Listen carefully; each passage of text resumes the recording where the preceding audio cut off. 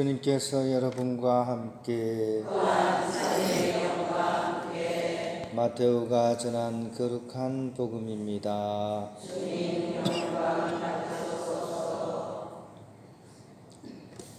그때 예수님께서 사도들에게 말씀하셨다. 나는 이제 양들을 이리떼 가운데로 보내는 것처럼 너희를 보낸다. 그러므로 뱀처럼 슬기롭고 비둘기처럼 순박하게 되어라. 사람들을 조심하여라. 그들이 너희를 의회에 넘기고 회당에서 채찍질할 것이다. 또 너희는 나 때문에 총독들과 임금들 앞에 끌려가 그들과 다른 민족들에게 증언할 것이다. 사람들이 너희를 넘길 때 어떻게 말할까, 무엇을 말할까 걱정하지 마라. 너희가 무엇을 말해야 할지 그때 너희에게 일러주실 것이다. 사실 말하는 이는 너희가 아니라 너희 안에서 말씀하시는 아버지의 영이시다. 형제가 형제를 넘겨 죽게 하고 아버지가 자식을 그렇게 하며 자식들도 부모를 거슬러 일어나 죽게 할 것이다. 그리고 너희는 내 이름 때문에 모든 사람에게 미움을 받을 것이다. 그러나 끝까지 견디는 이는 구원을 받을 것이다. 어떤 고을에서 너희를 박해하거든 다른 고을로 피하여라. 내가 진실로 너희에게 말한다. 너희가 이스라엘의 고을들을 다 돌기 전에 사람의 아들이 올 것이다. 주님의 말씀입니다. 하나님입니다. 오늘이 아무래도 이 베로니카 성녀 축일이신 것 같아요, 그죠? 우리 장 베로니카 자매님도 있고 또 특별히 기억해야 될 베로니카 자매님이 있습니다. 저희 수도원에서 엄마 손이 되어서 우리 수사님 신부님들께 밥을 해주시는 우리 엄마 베로니카 김명년 베로니카 자매님 오늘 축일이시거든요. 오늘 때마침 또 오셨네요. 우리 다시 한번 축하 박수 한번 드릴까요? 축일 축하드립니다. 그죠? 아유, 얼굴이 빨개지셨어요, 그죠? 네. 원래는 오늘 지금 그 식사 준비하셔야 되는데 수도원에 장례가 나가지고 이제 신부님들이 다 어디 갔어요. 그래서 오늘 모처럼 또 이렇게 하느님께서 특별 배려를 해주셔서 우리가 축하드릴 수 있게 이렇게 해주신 것 같아요. 늘 감사드리고 또 이렇게 어지간한 죄를 안 지으면 우리 자매님은 꼭 천당 가실 거예요. 왜냐하면 우리 신부님들 밥을 그죠 계속 해주시기 때문에 그래서 축복 많이 받으시고 오늘도 행복한 하루 되시기 바랍니다. 우리 신대근 안디나 신부님께서 안식년을 작년인가 저작년인가 이렇게 보내셨는데 성지순례를 한번 가셨던 이렇게 나눔을 해주셨어요. 파도바 이제 라는 곳에 갔는데 거기 가면 꼭 들려야 될 곳이 있는 거죠. 파도바에 안토니오 성인이 있는 성당. 굉장히 유럽에서 가장 유명한 성인이 사실은 안토니오 성인이에요. 왜냐하면 기적을 많이 일으켜서 대중신심으로서 유명하신 분입니다. 그래서 이제 거기를 가려나 했는데 가이드가 거기 가도 볼 거 없다고 안 가려고 한 거예요. 그래가지고 이제 신부님이 막 우겼죠. 아니 그 중요한 것을 안 가다니 해가지고 막 억지로 우겨가지고 이제 거기를 이제 가게 됐습니다. 그래서 파도바의 안토나의 성당에 이제 딱 갔는데 아니나 다를까 가니까 문도 잠겨 있어요. 그래가지고 막 부랴부랴 연락을 해가지고 막 이렇게 수도원에 전화를 해가지고 문 좀 열어달라 해가지고 문을 끼 열었는데 들어갔다가 너무나 큰 실망을 하신 거예요. 왜냐하면 거기가 전혀 관리가 안 되고 부서진 의자들이 막 나뒹굴어져 있고 그죠? 청소는커녕 아예 폐허가 된 상태로 방치되어 있는 것 같은 느낌을 받았습니다. 사람이 없으니까 뭐 어떡하겠습니까? 관리하는 사람도 없는데. 그러니까 참 그 유서 깊은 성당이 이 모양이 된 거죠, 그죠?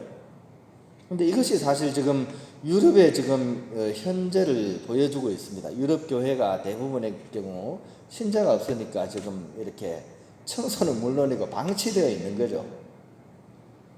그리고 이 모습은 사실은 우리의 미래 모습이기도 하다는 생각이 들어요.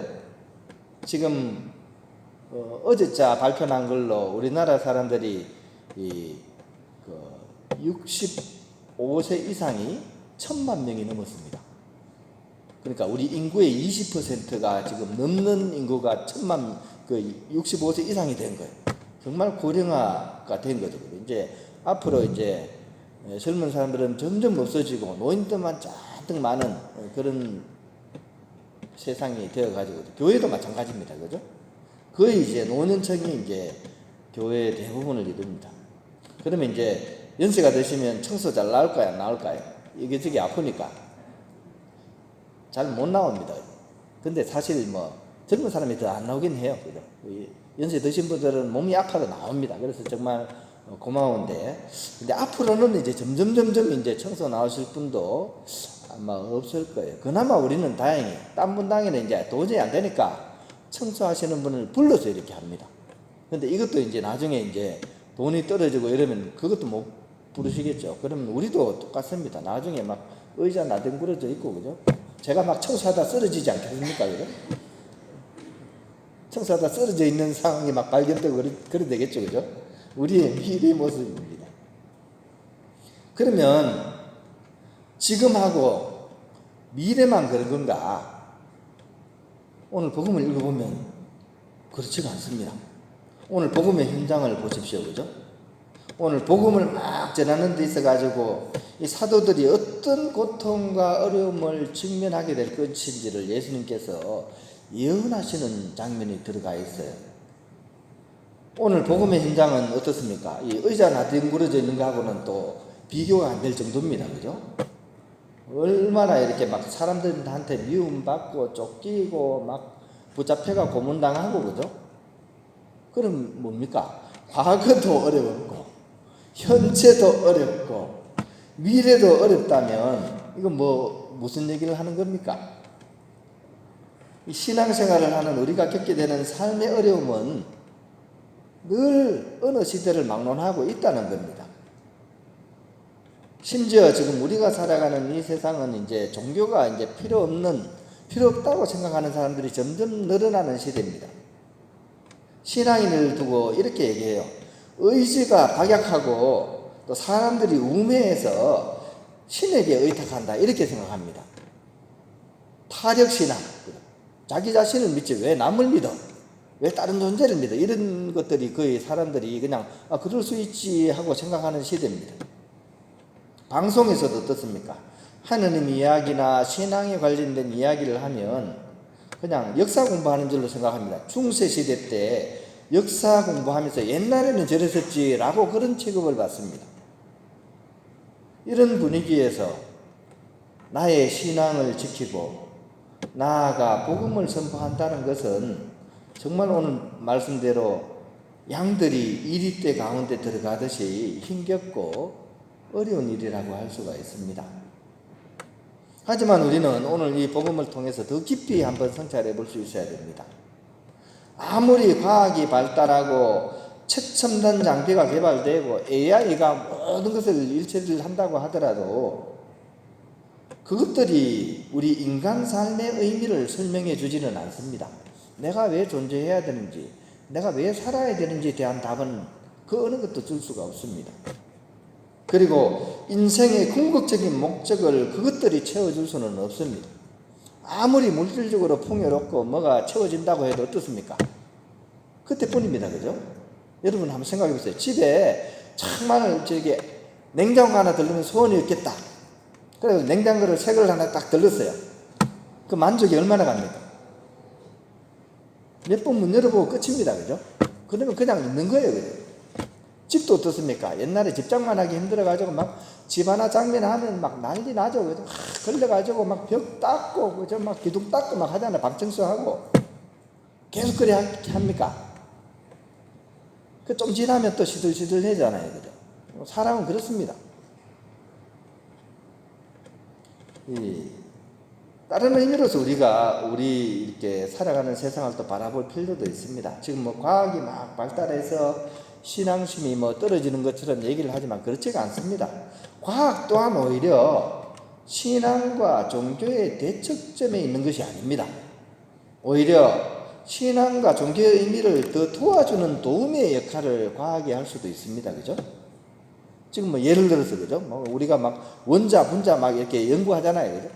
근데 지금 현재 물리학에서 얘기하는 그런 사실들이 신앙의 진리와 그렇게 배치되지가 않습니다. 이 세상은 파동으로 되어 있다. 파동으로 되어 있다. 이런 얘기 하잖아요. 그죠? 파동이 뭡니까? 음파, 소리 이런 걸 얘기하죠.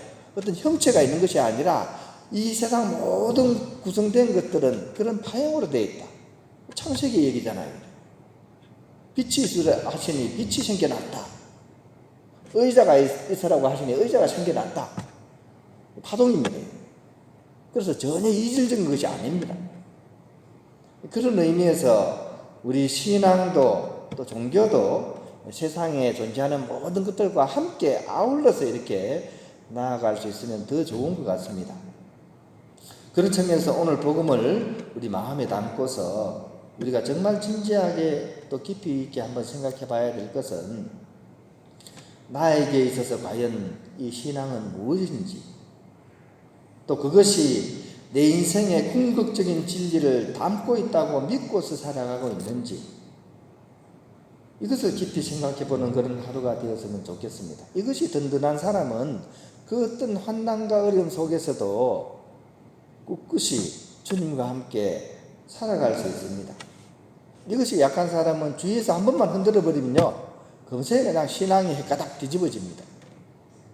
오늘 복음 말씀을 정말 마음 깊이 한번 이렇게 성찰하면서 과연 나에게 신앙은 무엇인지, 또 하느님은 정말 내 마음에 계신지, 그것을 한번 깊이 탐구하고 그것을 탄탄히 한번 다져보는 그런 하루가 되어야겠습니다.